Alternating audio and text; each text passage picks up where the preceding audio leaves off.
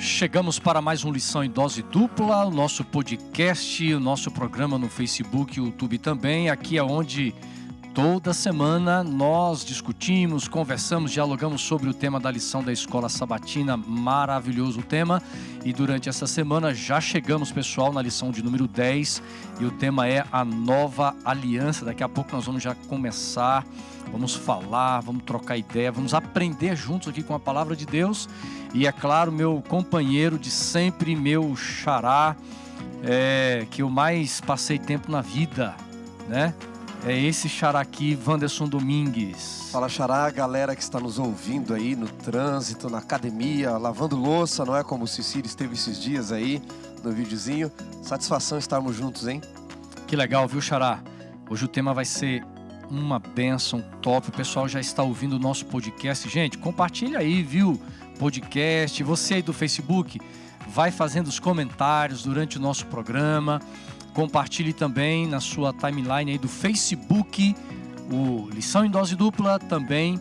Você que gosta de assistir mais pelo YouTube, copie o link, compartilhe aí no seu WhatsApp, nas seus contatos para que as pessoas possam ouvir, né? Tem muitos professores que assistem a Lição em Dose Dupla, escutam também. O podcast é uma boa ferramenta, né, xará? Muita gente usa para preparar a lição aí, para passar no sábado, exatamente. né? Exatamente. Então, vai ouvindo, vai fazendo anotações. Podcast é bom porque você está no trânsito, está trabalhando, fazendo aquela faxina na casa que você faz a cada 6 meses.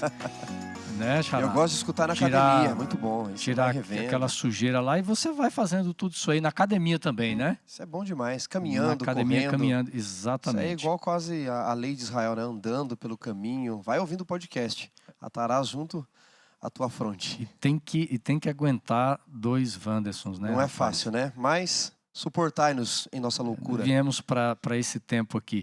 Xará, é o seguinte, como é que tá aí? Preparado ou não? Preparadíssimo.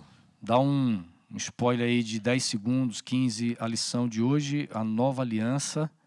Esse aqui é fantástico, esse tema, hein? A gente tem que aprender muito aqui. Vai ser o resumo de tudo aquilo que estudamos no Antigo Testamento, né? Então, tudo aquilo que o Antigo Testamento apontou vai se concretizar agora na nova aliança que nós vamos ver em Cristo. Muito bem. Então, para participar conosco, nós já estamos com o nosso convidado aqui.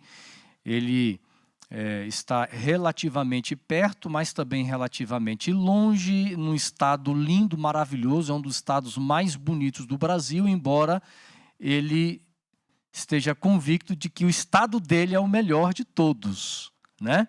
E você já pode ver na tela aí o meu grande amigo, companheiro de sala de aula, gente, companheiro de jardim, capinamos matos juntos, companheiro de Kombi, de estágio, Erickson Danese. Já estão vendo aí, Erickson? Tudo bem, meu amigo? Como é que vai, rapaz? Satisfação. Olá, meus amigos. Prazer estar aqui com vocês. Wanderson, prazer te encontrar novamente, pelo menos aqui da maneira virtual. E também é o seu xará aí, Wanderson. Um grande abraço. É bom a gente estar entre os colegas. Ô Erickson, pessoal, eu gosto de chamar ele de gaúcho, né? Nós temos essa liberdade, somos amigos de muito tempo. E eu me lembro que em 2001 eu estava na dúvida em que lugar eu faria a semana de oração do 4º ano, xará. Aquela semana, eu sentava perto do Erickson e ele olhou para mim assim, e aí, você vai para onde? Eu falei, rapaz, eu não sei não. Coloca aí, escreve aí, Rio Grande. Você vai gostar do Rio Grande do Sul. Coloquei, marquei. E fui para lá na cidade de Uruguaiana, na divisa com a Argentina. Foi uma bênção conhecer aquele estado. E depois eu voltei para morar, né, gaúcho? Nos encontramos lá. Legal, mas fala um pouquinho, bom. Erickson. Você é natural de? Eu nasci na cidade de Erechim, fica na região noroeste do Rio Grande do Sul. E meu ministério, eu passei 13 anos no Rio Grande do Sul. Lá eu fui pastor distrital. Depois eu comecei como líder de jovens e desbravadores do antigo território da missão, que hoje já se redividiu ali com outros campos. Aí trabalhei em Porto Alegre, também nessa área de jovens desbravadores. Trabalhei na área de Ministério da Família. Aí depois tive um chamado para o Paraná e fiquei mais 5 anos na Norte Paranaense, também na liderança de jovens desbravadores, até que dividiu os departamentos. eu fiquei só com desbravadores e aventureiros, né? E depois de 5 anos lá, aí tive um convite para trabalhar aqui em Santa Catarina, e aqui estou nesse lugar maravilhoso, na Norte Catarinense, onde eu trabalho com desbravadores e aventureiros, atendendo desde a região aqui de Joinville, litoral norte catarinense, até lá na outra divisa com a Argentina e com outro canto, lá em São Miguel do Oeste, lá no outro lado do no oeste catarinense, Chapecó, toda essa É região grande a eu atuo região, né? também. Grande. O território é grande, a gente conhece essa região aí. Um abraço muito especial para os nossos irmãos, amigos de Santa Catarina, um povo maravilhoso, tem uma igreja forte, uma região linda. Então, se você não conhece Santa Catarina, vale a pena, né, pastor? Conhecer as praias. Tem o Catre, que é fantástico aí, é uma estrutura da igreja, né, para quem gosta de tirar férias, passear, descansar. Temos o Catre ali, um lugar fantástico. E um abraço para todos vocês também. Pastor Erickson, mas que legal, viu? Você tem contribuído muito nesse ministério aí de desbravadores e também aventureiros. Com a sua experiência, eu me lembro que lá no colégio você já falava muito disso, já gostava, está no sangue, né? Sim, faz parte da minha vivência de igreja, né? A minha vivência como juvenil, desbravador, foi no Clube dos Bravadores, Aham. foi uma influência muito poderosa na minha vida, e eu tenho tido a oportunidade nos últimos 12 anos do ministério de dedicar aí para essa área específica de aventureiros e desbravadores, que é um braço forte da nossa igreja em todos os lugares do Brasil, aí em São Aham. Paulo, em vários outros lugares que eu já tive a oportunidade de ir pregar também. A gente percebe de que essa é uma das maiores influências que nós temos para as novas gerações dentro da nossa igreja. Muito bem, viu? Nós vamos então entrar agora no nosso tema. Estamos aqui preparados, mas a gente nós sempre pedimos a presença de Deus sempre conosco. Pastor Wanderson Domingos, então o Xará vai dirigir esta oração e Deus vai nos abençoar agora. Vamos orar. Senhor Deus e Pai, vamos agora abrir a lição da Escola Sabatina, o nosso guia de estudos da Bíblia. E queremos continuar o nosso estudo que temos visto desde o Antigo Testamento, a tua aliança, o teu relacionamento com o teu povo. Como ela se concretiza no Novo Testamento, como ela chega até nós. Para entendermos este assunto, necessitamos de sabedoria dos altos céus. Então abençoa o pastor Assunção, o pastor Erickson, a mim e a todos os amigos que estão nos ouvindo. Assim oramos por Jesus. Amém. Amém. Muito obrigado, Xará. Então, o tema de hoje, falando sobre a nova aliança. Você está ouvindo o podcast aí, vai acompanhando, tá bom? E o texto principal da semana, Jeremias, capítulo 31, verso 31. Vou abrir com esse texto bíblico que diz o seguinte: Eis aí vem dias, diz o Senhor, em que firmarei nova aliança com a casa de Israel e com a casa de Judá. Nós vamos, durante aqui o tempo que vamos passar juntos, tentar entender porque esse texto bíblico, embora esteja no Velho Testamento, mas ele está falando de uma nova aliança. E nós vamos precisar entender os paralelos que existem entre a aliança antiga e esta suposta aliança nova apresentada aqui por Jeremias, né? Mas muitas vezes nós imaginamos que uma nova aliança ela é a partir do Novo Testamento, mas Jeremias já está falando de uma nova aliança. Entendermos a função, ainda a gente está entendendo a função da lei na aliança, compreender, por exemplo, com quem foram feitas essas alianças, pastor Erickson. Então, é fantástico que nós vamos seguir aqui a nossa estrada, e eu acho que esse texto, já de Jeremias capítulo 31, dos versos 31 a 34, já vamos entrar nele e já vai clarificar para a gente, né, sobre esta nova aliança que o profeta Jeremias está apresentando aqui, pastor Erickson. Perfeito. Quando a gente olha para o termo nova, a gente sempre tem uma ideia de que esse nova tem que ser uma outra coisa, ou uma nova coisa, uma coisa diferente daquilo que tinha anteriormente. E talvez esse seja o grande debate que existe no mundo da teologia sobre as alianças de Deus com o seu povo ao longo da história. Mas não necessariamente aquilo que é novo é tão diferente do anterior, né? A gente pode ter um novo que obedece os mesmos princípios e os mesmos valores. Eu gosto de usar duas comparações. A primeira, que é a comparação que a própria Bíblia traz para o que é uma aliança, olhando para o contrato de casamento como sendo uma ilustração do que é uma aliança. E no contrato de casamento a gente pode compreender que se uma pessoa de repente terminou o seu casamento por motivo de quebra do acordo, da aliança, por infidelidade de uma parte no primeiro casamento que teve, e ela vem a ter um segundo casamento, isso não significa necessariamente de que o casamento mudou de regras, mudou de leis ou de princípios, e que os valores compartilhados dentro desse casamento mudaram. Os valores não mudaram, continua sendo a infidelidade tão errado quanto era no primeiro casamento. Então, ela é nova porque foi feita novamente. Ela é nova porque foi renovada recentemente. Ela é nova em sentido de tempo, mas não de uma novidade diferente da anterior. E a segunda analogia que eu gosto muito de usar é a analogia do trânsito, né? Se você perde a sua carteira de motorista e você tem que fazer uma nova carteira de motorista, nada significa que as leis de trânsito mudaram porque você tem uma nova carteira, ok? Então, é uma perspectiva que, às vezes, a palavra nova pode nos trair, dando uma intenção, uma percepção que alguns têm de que esse novo seria revogando o anterior e uma totalmente diferente do anterior. Não é o caso, né? Exatamente. Aqui, Xará, o texto do verso 32, ainda em Jeremias 31, verso 32, diz assim... o verso 31, ele diz, né? Eis que farei uma nova aliança. O verso 32.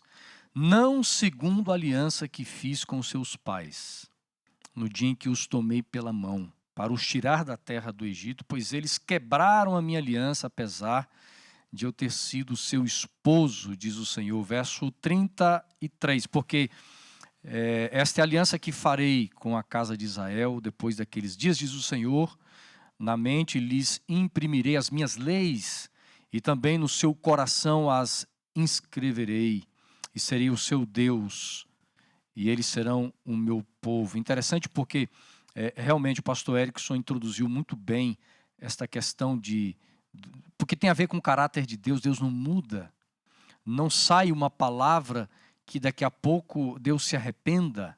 Os tratos, os contratos que Deus faz com o ser humano, eles não há um pingo de dúvida, Xará. E você que é da área de direito tem essa percepção muito clara, mas de repente a gente vê esse verso 32, o pastor já explicou muito bem ali, e ele fala assim, não segundo a aliança que fiz com os seus pais.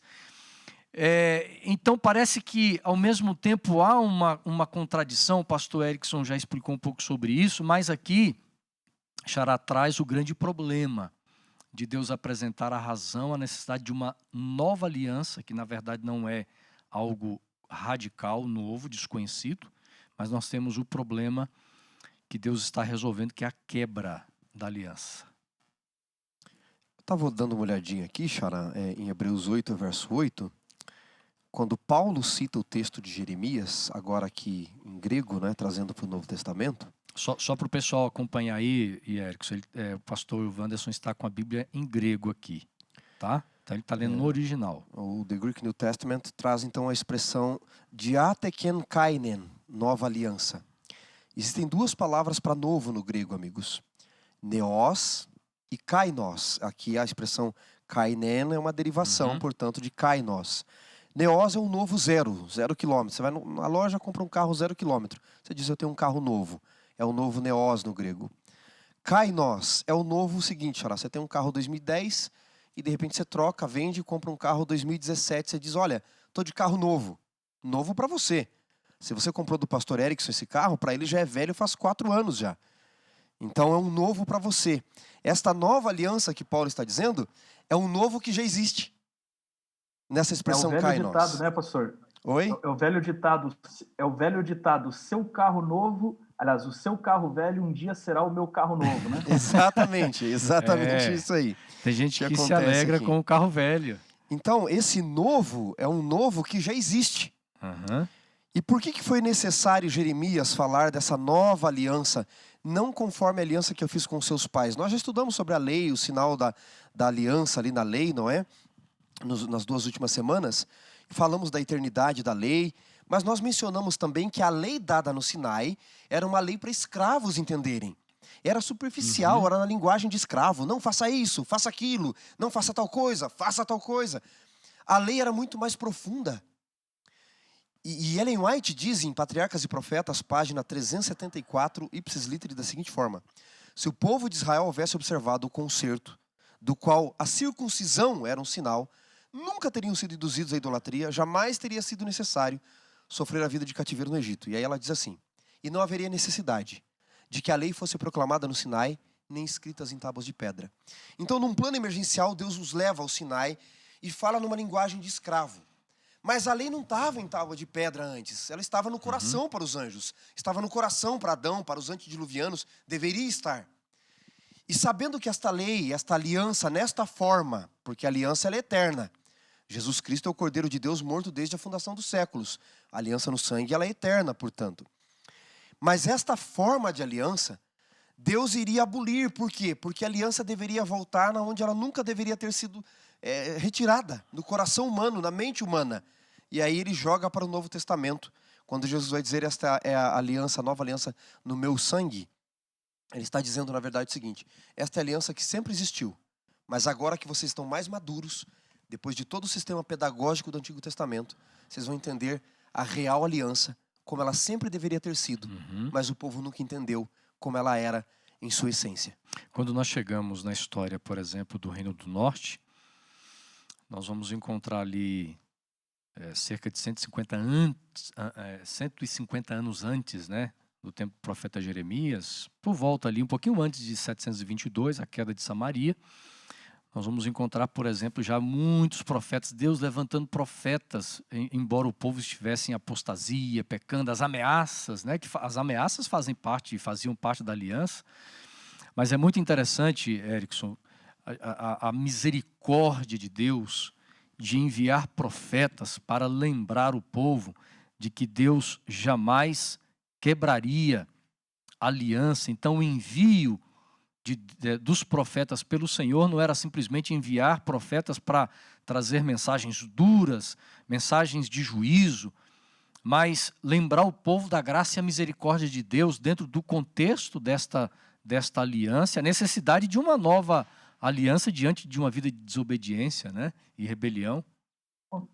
Com certeza. Eu vou partir aí de um gancho aí que eu peguei aí na fala do teu xará aí, que é interessante pensar no seguinte: eu creio que existe um desenvolvimento moral e até um desenvolvimento social do povo, da igreja ao longo da história.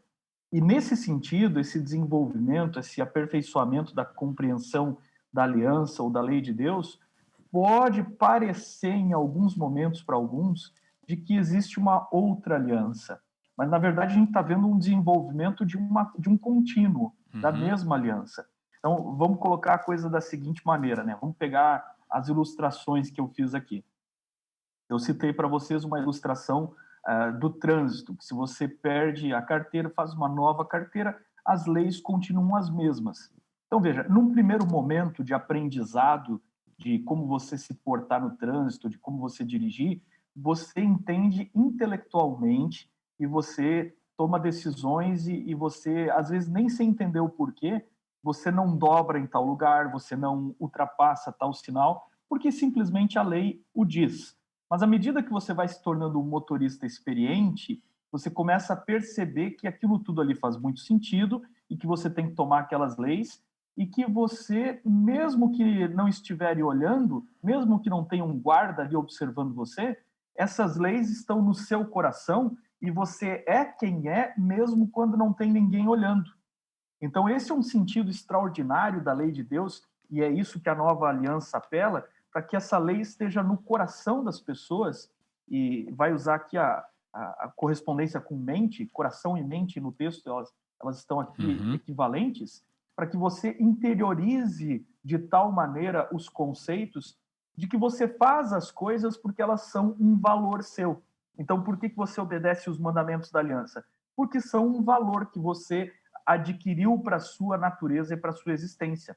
Da mesma forma, no casamento, é possível que lá na fase do namoro, na fase do noivado, em algum momento, você entendeu as regras da fidelidade ou você comprou a ideia do valor da fidelidade, mas isso te parecia lógico. Porém, quando você casou, o amor é tão grande por essa pessoa com quem você está que, além da lógica, além de ser uma coisa de bom caráter, você manter a fidelidade, você jamais faria uma coisa para ofender essa pessoa que você tanto ama. Então você interiorizou a lei no seu coração e você levou a lei ao patamar que realmente a nova aliança quer levar a lei.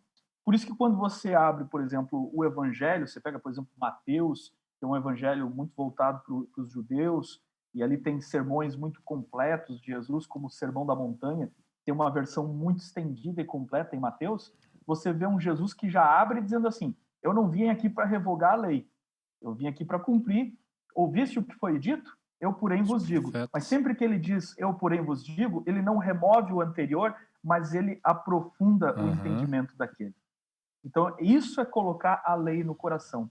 É você comprar os valores da lei na sua mente, no seu valor pessoal, e você viver isso não porque você é obrigado ou porque você é restrito, não apenas porque você vai ser punido ou porque você vai ser multado, mas é porque você adquiriu esses conceitos da lei, esses preceitos da lei, como um valor para você. E isso está, então, na sua mente, no seu coração. É interessante porque os defensores hoje, por exemplo, de um Jesus bonzinho, né, muitos liberais, vamos dizer assim, quando nós vamos olhar, Erickson, dentro dessa ótica que você apresenta, Jesus, ele vai trazendo um desdobramento, às vezes, muito mais sério do que se compreendia na época. Quando ele fala de adultério mesmo, é ou não é? Ele diz assim, adultério não é apenas quando há o contato, mas se você pensar, você já está adulterando. Então a gente percebe que Jesus vai ampliando essa compreensão, e é claro que Deus vai trazendo novos elementos dentro do contexto da aliança. Vocês perceberam, no verso para memorizar, Jeremias 31, que diz assim, ó, eu firmarei nova aliança com a casa de Israel e com a casa de Judá. Isso aqui é um prato cheio, então, para alguém que quer se livrar, por exemplo, da guarda, do compromisso dos mandamentos e o compromisso do sábado, né? Eu fico pensando, será que Deus, quando apresenta aliança, ele só tinha uma aliança e só tem com o povo de Israel?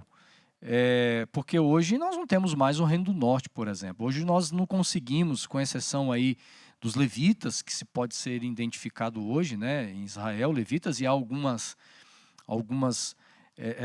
se creem aí que ainda há alguns descendentes de Manassés, né, Xará? Mas não temos as de Judá também, mas nós não temos aí as tribos. Mas Deus apresenta aqui uma aliança perpétua com Israel e com Judá. É limitado a esse povo?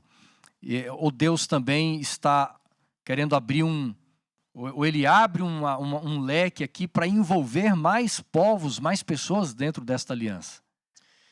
É muito curioso porque quando a gente tenta usar, né, ver alguns usando a desculpa de que a aliança era com Israel e Judá para não guardarem a lei, não é para eles esse tipo de aliança, esse tipo de lei. Eles se esquecem que Paulo, em Romanos 2,15, e em Romanos Paulo vai tratar toda a questão da lei, do pecado, da graça. Em Romanos 3,15, Paulo diz que sobre os gentios, que eles mostram a norma da lei já gravada no seu coração. Então até mesmo os gentios que não conhecem a Deus têm de alguma forma alguns resquícios da lei guardada no seu coração, não é?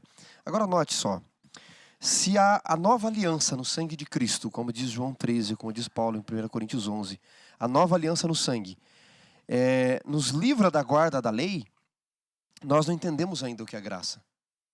Porque a graça de Cristo veio para nos remir do pecado, e o pecado é a quebra da lei. A aliança foi necessária porque Adão transgrediu a lei, né? Oséias fala, eles transgrediram a minha aliança como Adão, não é? E aí nós não entendemos direito quem é o Cristo, que é a nova aliança. Porque vejam, quando eu quero perdão, eu olho para a cruz.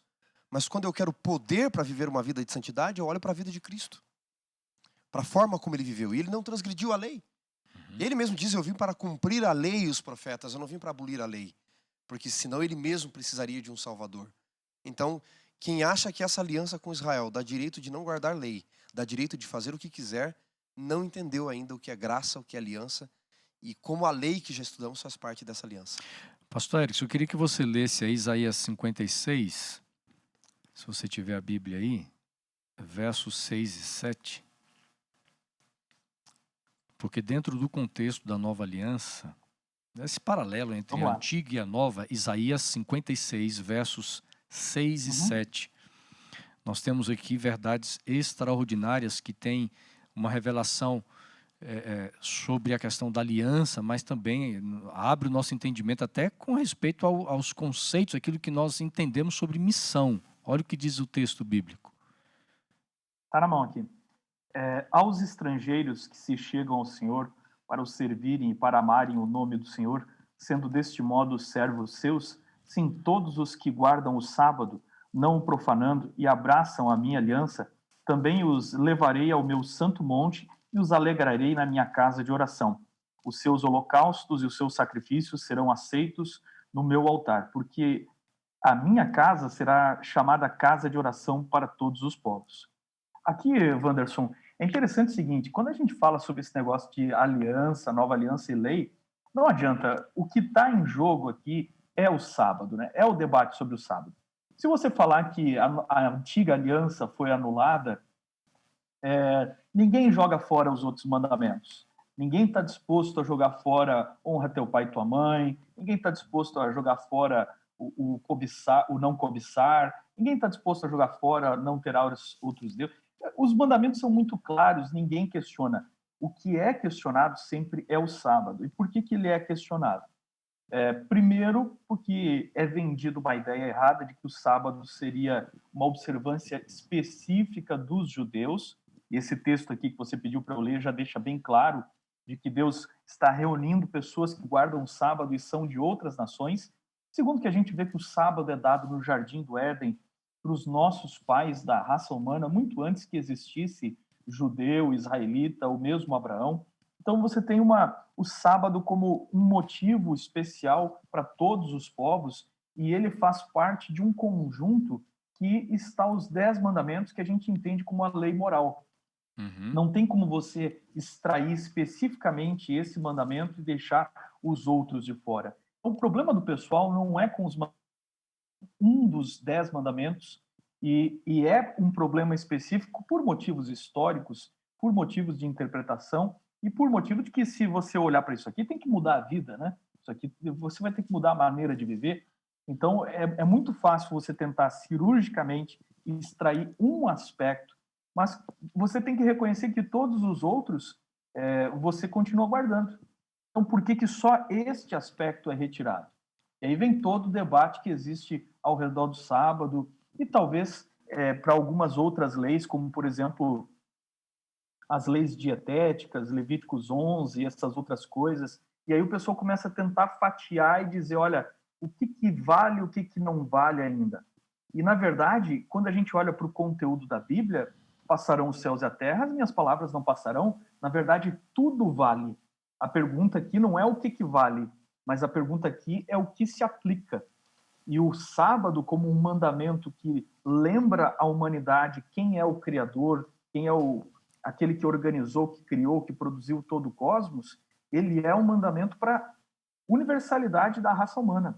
Todos podem perceber o Criador através do sábado, porque o sábado identifica quem é esse Criador. Quando você olha para leis de saúde, o corpo humano ele não é diferente do corpo humano, sei lá, do Erickson para um judeu. O corpo humano tem as mesmas leis, os mesmos princípios. Porém, é claro, você vai encontrar no conteúdo do Antigo Testamento algumas coisas que são válidas, mas não são aplicáveis. E quais seriam elas? Aí a gente tem, por exemplo, leis civis do governo de Israel enquanto nação, para o contexto nacional de Israel, as leis que eram julgadas ali pelos tribunais em questões civis de Israel. Essas leis se aplicam a um Estado teocrático, judeu, israelita, naquele contexto. Okay? A gente vai ter outras leis aí que são específicas dos rituais do santuário. E aí acho que eu vou deixar agora aberto, porque eu penso que a gente vai entrar nesse assunto aqui na lição, mas aí vale muito a pena entender o que é sombra e o que é figura e como é que nós nos relacionamos com as leis cerimoniais. Uhum. Nós vamos aqui a Hebreus capítulo 8. Nós temos alguns textos que são bem cruciais aqui. Hebreus capítulo 8. Estarei lendo aqui versos 6, 7, 8, diz assim. Mas agora Jesus obteve um ministério tanto mais excelente, quanto é também mediador de superior aliança, instituída com base em superiores promessas. Porque se aquela primeira aliança tivesse sido sem defeito, de maneira alguma estaria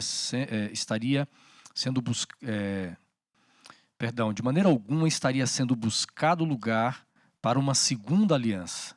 E de fato,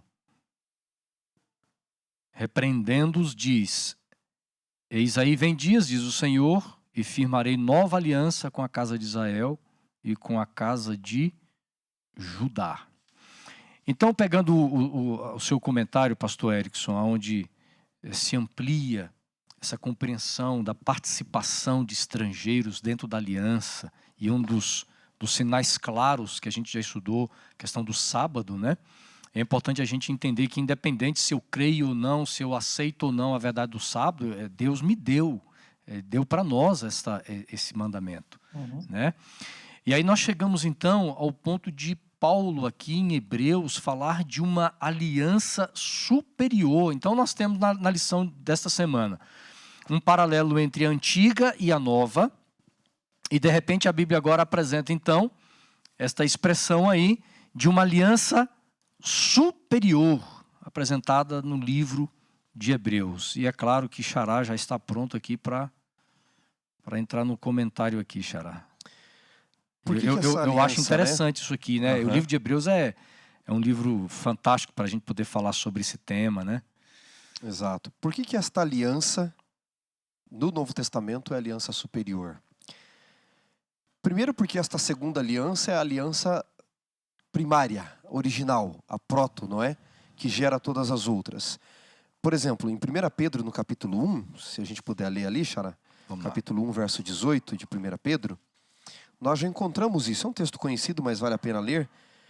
O apóstolo Pedro diz assim, no verso 18: sabendo que não foi mediante coisas corruptíveis como prata ou ouro que fostes resgatados do vosso fútil procedimento, que vossos pais vos legaram, mas pelo precioso sangue, como que de cordeiro sem defeito e sem mácula, o sangue de Cristo, conhecido com efeito antes da fundação do mundo, porém manifesto no fim dos tempos por amor de vós. Então Pedro está dizendo, veja, essa aliança no sangue de Cristo, o verdadeiro cordeiro, já é antes da fundação do próprio mundo, mas manifesto apenas agora. Então, num certo sentido, ela é primeira, porque ela é manifesta lá na fundação do mundo, e segunda, porque foi conhecido por nós somente agora na manifestação da vinda do Senhor. Então essa aliança já é antiga. Ela é apenas nova no formato, porque outras vieram antes apontando para ela. Por que mais ela é superior? Não só por ser primeira. Porque antes o sangue de bodes e ovelhas e bezerros, como diz Paulo, não podia de fato nos salvar. Mas daquele que João 1,29 aponta como o Cordeiro de Deus, que tira o pecado do mundo. Todas as vezes que o pecador ia para o santuário e colocava a mão na cabecinha do cordeiro, confessava os seus pecados, depois matava o cordeiro, apontava para um substituto. Mas o cordeiro ainda não era o real substituto que deveria vir. Na verdade, quem deveria morrer, senhores, era o próprio pecador. Se o pastor Erickson, o pastor Assunção cometerem um erro, quem tem que pagar pelo erro, diante da lei, é cada um deles. E o pecador no Antigo Testamento não morria a morte eterna de fato. O cordeirinho estava apontando para alguém que viria. Quando Jesus aparece, e ele, diz Pedro, é ele, diz Paulo, depois em Hebreus, que pelo Espírito Eterno nos roga o seu sangue, ele é o sacrifício superior, porque ele é o sacrifício real. Ele é quem assume a nossa culpa e morre, ele não usa um substituto. Então ela é superior em todos os seus sentidos, por ser primeira, por ser do real cordeiro, e como vai dizer Paulo mesmo em Hebreus, por ter sido feito de uma vez por todas. O próprio fato do cordeirinho ter que ser morto de manhã e à tarde, todo ano, o ano da expiação, o dia da expiação, já mostrava que não era um sacrifício completo. mas apenas algo pedagógico que apontava. Agora Paulo, em Hebreus 9, vai dizer que ele, de uma vez por todas, morrendo uma única vez, ele ofereceu o sacrifício, por isso é superior também. É interessante. Wanderson, Oi. eu queria pegar aqui um detalhe do verso 7. Está travando um pouquinho a tela do pastor Erickson, enquanto ele vai restabelecendo ali. Está travando um pouquinho aí, tá, pastor? Tá, Erickson? Enquanto ele restabelece ali, pastor, Hebreus 9, verso 11. Voltou lá. Quando, porém, veio Cristo como sacerdote dos bens realizados, mediante maior e mais perfeito tabernáculo, não feito por mãos, não desta criação, e não por meio do sangue de bodes e bezerros, mas pelo seu próprio sangue, entrou no Santos dos Santos uma vez por todas, obtendo eterna redenção. Lá a redenção era assim, de manhã e à tarde, no outro dia de novo. Aqui no sangue de Cristo é uma vez só. Ok. Pois não, pastor Erickson. Está me ouvindo aí, pastor? Estamos agora. Beleza, obrigado. No verso 7, eu queria voltar um pouquinho em Hebreus 8, 7, um detalhe que eu acho bem interessante, que diz assim: se aquela primeira aliança tivesse sido sem defeito, de maneira alguma estaria sendo buscado lugar por uma segunda. Esse sem defeito talvez traga alguma confusão para as pessoas e traz uma sensação para aquele camarada que já vem com uma percepção formada de que o Antigo Testamento passou e de que o Antigo Testamento não podia ser guardado, que ninguém consegue guardar a lei de Deus. Quem vem com esse tipo de ideia se apega nesse detalhe aqui, dizendo que se aquela fosse sem defeito, sugerindo que a primeira aliança tinha defeito. Então, tinha ou não tinha defeito? Tinha, porque o texto está dizendo que tinha. Mas e qual era o defeito da antiga aliança, então? Ora, o defeito somos nós. O defeito é o participante humano. São os nossos fracassos. O participante humano sempre é limitado. Os nossos pecados causaram defeito àquela aliança. Mas Deus não cria coisas com defeito. Deus não estabelece, porque as regras da aliança foram estabelecidas por Deus, que é o superior, e não pelo homem. Então, Deus não estabelece mandamentos com defeitos. Ele não removeu mandamentos porque esses mandamentos são impossíveis de ser guardados. O defeito está no homem. O homem já é o defeituoso nessa história aqui. E o segundo aspecto é que a gente também pode entender um sem defeito no sentido de que toda a ilustração é limitada. E o ritual do santuário, que era uma lei, que não é que deixou de valer, é que tinha uma aplicação para aquele momento, certo? Era relevante para aquele momento. O ritual do santuário, ele em si é limitado, porque ele era uma sombra, e na sombra você não percebe todos os aspectos da realidade, certo? Eu posso fazer a sombra da minha mão aqui na tela, mas só a minha mão, na realidade, vai dar todos os detalhes da minha mão. E, na verdade, até a projeção que vocês estão assistindo aí, e estão me vendo aí pela tela, ela tem defeitos. Agora mesmo o sinal aqui da internet travou e vocês me ouviram e me assistiram com defeitos, porque isso aqui é uma sombra feita de pixels, é uma realidade ilustrativa, virtual. Mas não sou eu de verdade. O eu de verdade está aqui em Joinville, nesse momento, conversando com vocês através de um mecanismo. A realidade do Erickson está aqui. Assim, a realidade da salvação, enquanto concreta, está em Cristo, na pessoa de Cristo, e não no Cordeiro. O Cordeiro era uma projeção, era uma ilustração, era apenas uma figura, e toda a ilustração tem seus defeitos, tem suas limitações, e envolve até algumas incompreensões. Mas quando chega à realidade maior, e é por isso que a nova aliança é superior. Ela é superior porque ela não é a ilustração, ela é a realidade. E Cristo é a realidade daquele Cordeiro. Então, nada tem a ver com anular mandamentos, mas de ter uma compreensão daquilo que vem sendo anunciado desde lá atrás pelos próprios mandamentos. Olha aqui, ó, acompanhando ainda o texto de Hebreus, eu vou agora ao capítulo 10, no versículo 4, Xará. Olha só o que diz aqui. Porque é impossível que o sangue de touros... Nós já lemos esse texto, vamos estudar também na semana que vem, né, Xará, esse texto aqui. Porque é uma continuação da lição de hoje. Eu mencionei, né?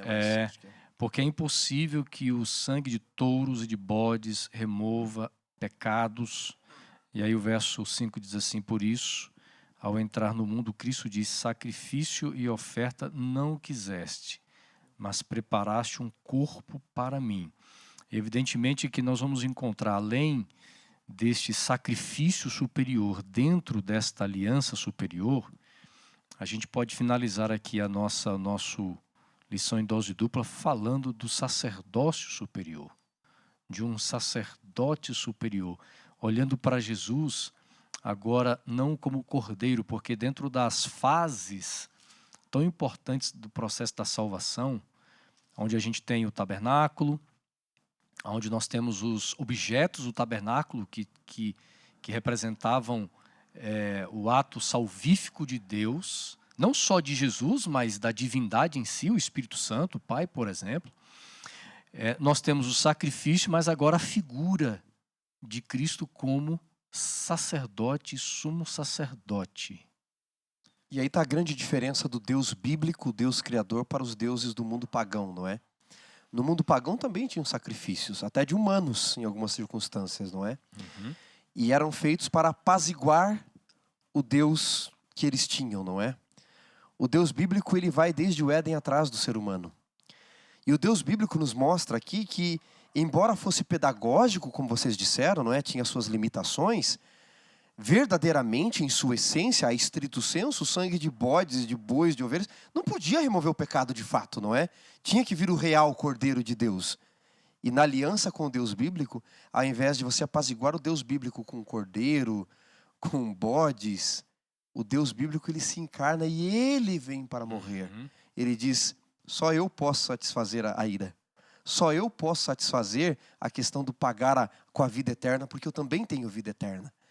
Então, diferentemente dos deuses pagãos, o Deus bíblico é ele quem apazigua, é ele quem vai atrás e ele é o próprio sacrifício no final. É lindo demais. Pastor Erickson, me lembro aqui de quando Jesus chega no domingo de Ramos, lá em Jerusalém, aquela euforia, ele olha para Jerusalém, se angustia, ele chora. O templo era algo muito lindo. No livro Desejar de Todas as Nações, a autora Ellen White descreve a beleza do templo, as pessoas estavam impressionadas, os que acompanhavam Jesus. E eu fico pensando, né? Como o sistema sacrificial, sacerdotal, embora ele estivesse em vigor naqueles dias, mas tinha perdido a sua essência. E nós encontramos então a palavra de Deus dizendo assim que há um sacerdócio e um sacerdócio que ele é superior dentro desta aliança superior, que não perde o significado, não perde a sua importância, a sua essência, na qual ele foi estabelecido, que é Jesus Cristo. Eu queria, infelizmente nosso tempo terminou, eu queria que você concluísse, pastor Erickson, exatamente trazendo para a gente, né, essa figura tão importante que é o ministério sacerdotal de Cristo aqui. Ok. Desde já foi um privilégio estar com vocês aqui, e quando a gente pensa em Jesus, ele é realmente a realidade última e final. É por isso que uma religião legalista, ela é tão triste, né? Porque quando você usou ali a ilustração dos discípulos, do próprio povo de Jerusalém, observando aqueles ritos e tudo mais, o legalismo os prendeu ao aqui e agora. Ele os prendeu à letra da lei e às formas em si, de forma que eles não discerniram as realidades maiores. E na religião é muito triste quando a gente não discerne realidades superiores.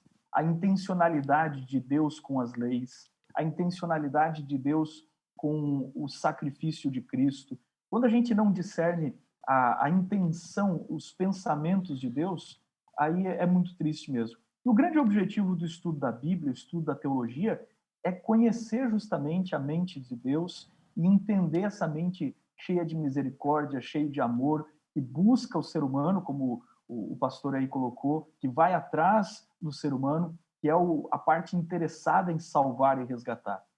E o que fica para a gente aqui, eu acho muito importante, é pensar que existe sempre a possibilidade de colocar em nosso coração realidades superiores. Se Hebreus fala que Cristo é sacerdote superior, que Cristo é uma oferta superior, que Cristo é superior aos profetas, é superior a anjos, é superior a Moisés. Esse é um aspecto que nós temos que ter em mente, de colocar no nosso coração, em nossa mente, aquilo que é superior. Não nos conformando com apenas o mínimo, o básico, mas buscando aquilo que é superior. Deus abençoe a todos nós. Obrigado, viu, pastor Xará? Olha esse pensamento aqui, o aspecto mais significativo desta aliança de paz é a abundante riqueza da misericórdia perdoadora expressa ao pecador se ele se arrepender e se desviar dos seus pecados. Não tem como desvincular a aliança, embora alguns, pastor Erickson, tenha feito da religião, legalismo, algo tão pesaroso, pesado, sem graça, sem vida. Mas quando a gente vai observamos nas escrituras, nos textos escritos por Ellen White, a gente vê essa beleza do evangelho, a beleza da obediência, a beleza da aliança, a beleza dos mandamentos, a revelação da graça e misericórdia. É fantástico. Pastor Wanderson. Oi. Pois não, pastor. Você sabe o que é legalismo? Você sabe o que é o legalismo? O legalismo é quando você toma a sombra por realidade. É uma boa definição. Interessante, exatamente isso que eles fizeram. Eles olharam para todos aqueles rituais e eles tomaram aquilo ali pela realidade última. Tanto é que não conseguiram reconhecer Jesus. Sim. Né? Esse é o problema do legalismo. Você vive uma religião no seu molde, no seu padrão. E o seu padrão, ele é muito baixo. Uhum. O seu padrão não é suficiente. Entendeu? E aí que Hebreus apela. Só, tem coisas superiores. Existem realidades muito superiores. E a graça de Cristo é muito superior. É incrível. É verdade. Jesus, quando ensinou a oração do Pai Nosso, ele diz assim: venha o teu reino, seja feita a tua vontade, assim na terra como no céu. É o padrão. E aí, realmente, pastor, às vezes nós queremos fazer as coisas na nossa medida, do nosso padrão, não dá certo. Olha, que lição fantástica. Muito obrigado, viu, pastor Erickson, pelo tempo que você dedicou para estar conosco. A gente sempre comenta aqui, é um tempo que passa rápido, mas a gente tem que dar pausa, tem que parar, né? A gente é obrigado a isso, até porque o pessoal também não aguenta ficar ouvindo aí 1h30, 2 horas, né? Mas a gente está devendo, Xará, uma live aqui especial, né? A gente não conseguiu ainda. Abrir perguntas ao vivo. Exato, ali, né? mas nós estamos aí, viu, pessoal? 1 hora vai dar certo. Pastor Erickson, meu amigo gaúcho de coração, foi bom ver você.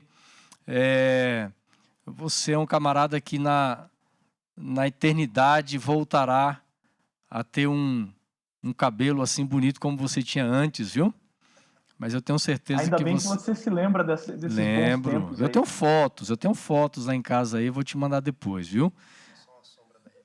Isso aí é apenas isso é a sombra, viu, Erickson? Existem realidades superiores, eu não tenho dúvida. A sua vai ser na eternidade. Você vai crescer também, vai ficar mais alto. Tá certo?